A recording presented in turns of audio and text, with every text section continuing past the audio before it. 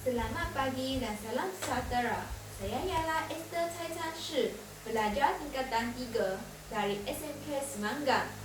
Marilah kita memahami, mendalami dan menyelami sebuah novel yang dipenuhkan dengan mutiara kata, Jambatan Kasih, yang mempunyai 114 muka surat dengan 11 bab yang mengisahkan tentang pengorbanan seorang anak terhadap keluarganya. Orang-orang dulu kata tak kenal maka tak cinta. Sebelum kita membelik-belikkan Jambatan Kasih novel ini, lebih baiklah kita mengetahui siapalah penulis di sebalik Jambatan Kasih ini.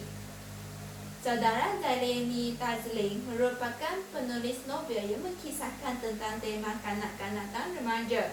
Dan akhirnya, beliau telah melahirkan Jambatan Kasih yang begitu mengambil hati saya dengan menunjukkan kemelihan Hafiz dalam novel ini. Kategori-kategori buku ini adalah kategori yang diterbitkan daripada Utusan Publication dan Distributors SDN VSD pada tahun 1991 dengan hanya bernilai RM6.60 sahaja. Hafiz merupakan penumpang Bob selama 3 tahun yang merupakan watak utama dalam novel ini. Sebelum ini, ayah Hafiz iaitu Pak Harut merupakan penumpang Bob pertama, diikuti oleh Pak Amit dan Pak Ting. Malam tidak berbau, Pak Harut telah meninggal dunia akibat sesak nafas dan semuanya hendaklah ditanggung oleh salah seorang anaknya. Mujurlah, Pak Harun mempunyai 9 anak, iaitu Hafiz, Suib dan Zaid, Hazura dan Hiziana, Zalika dan Hafiz. Semuanya hendaklah menguruskan perbelanjaan di masing-masing di luar.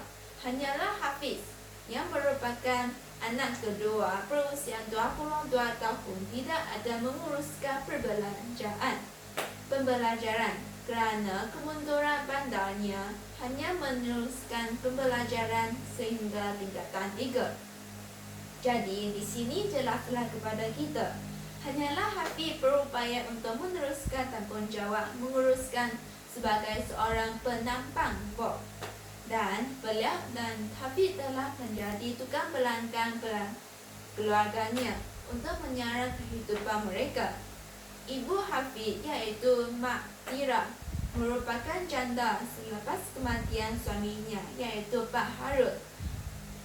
Kekal berusaha untuk membuat makanan supaya dapat dijualkan oleh Hafiz semasa bekerja, iaitu membawa penumpang ke seberang sungai. Namun demikian, projek pembinaan jambatan telah menghiasi dada akhbar tempatan yang telah diidam-idamkan oleh penduduk tempatan. Dengan adanya projek jambatan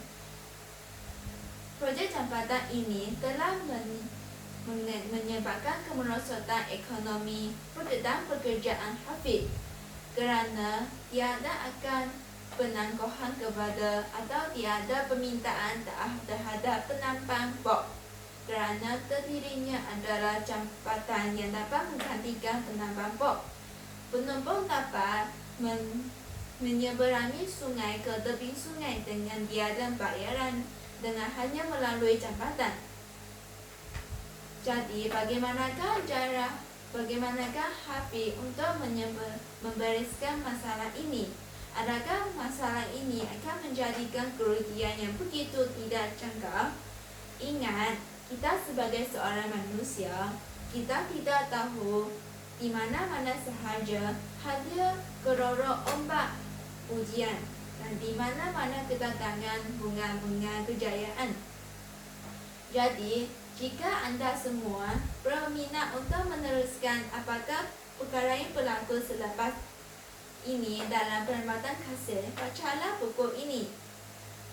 Ingatlah, pelangi tidak akan hadir selagi hujan tidak akan turun. Bacalah buku kerana tidak ada rugi, sebaliknya untung. Kamu semua dapat menimbulkan ilmu dari membaca buku. Demikianlah bicara saya. Sekian, terima kasih.